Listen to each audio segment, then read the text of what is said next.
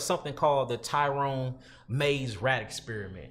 Y'all need to look that up. It's called the TYRON's maze rat experiment. It went down in 1940. He ended up getting it from another psychiatrist in 1840. It's called the TYRON maze rat experiment. And what they did was they took a few hundred rats, right? And they splitted them and they divided them. And what they did was they created an environment for both of these rats to live in. In one subject, they took about 100 rats and they put it in an environment where it had clean water. They put it in an environment where it had a right amount of space for the rats can, get, basically if they wanted to be by themselves, they could. They made sure that it was good food in there that didn't have any type of poisons put inside the foods. They even gave them space to breathe, to go upstairs, downstairs. They just gave them this abundant environment, right? They put these rats in there. Mind you, these the same rats with the same genetical molecular structure, which is nothing different. They both came from the same mama, the same daddy, the same family tree, right? So they took these rats, they put one in a good environment, then they put the other 100 rats in a bad environment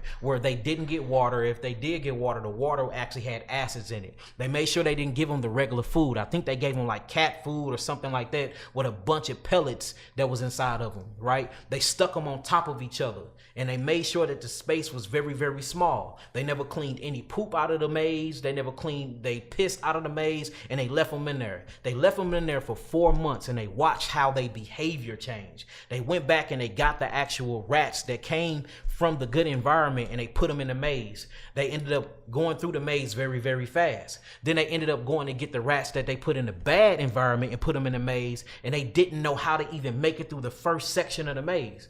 So he like, maybe this is a coincidence. So he did it. So what he did was he switched the rats. He took the rats that was smart, that made it through the maze, that was in the good environment, and he put them in the bad environment. Then he took the rats that was in the bad environment, that was dummies that couldn't make it through the maze at all, and he put them in the good environment. He waited 4 months, then he took them back out. The same rats that was good and smart, that was in the good environment, that he put in the bad environment, now they couldn't make it through the maze. The same rats that was in the bad environments, that was dummies that couldn't make it through the maze, he put them in a good environment. Now they making it through the maze and making it through life just fine. So he said, damn, it ain't the genetics. It ain't who these people is as individuals. It's the community. It's the environment that you put these biological entities in that changes the way they interact with their environment and with themselves. Did you know he did another 6-month experiment on the same rats that he left in the bad environment? Guess what they started doing? Killing each other. Some of the male rats started humping other male rats. Homosexuality. Look, the other rats that was at the bottom that didn't have the food, these niggas went upstairs to the other rats and started robbing them for food and water. I said, damn, this sound like your typical project.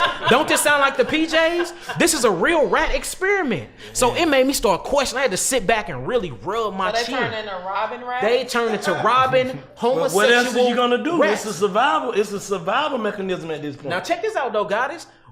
It was a selective group of female rats, and I really want y'all to look this up when y'all get home today. Watch this.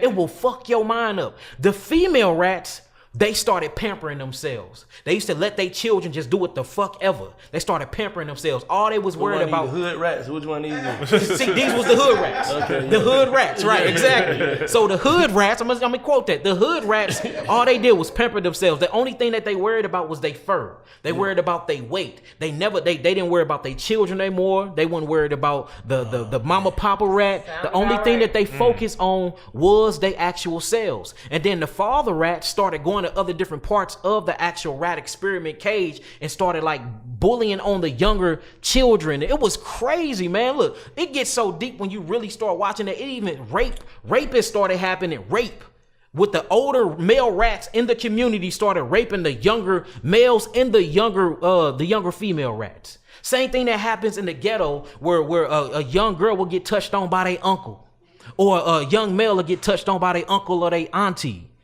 This happens. So it's like, damn, is this rat experiment that's going on in TYRON rat maze experiments the same shit that's going on with us in these communities? And then you have to ask yourself, in the projects. Right.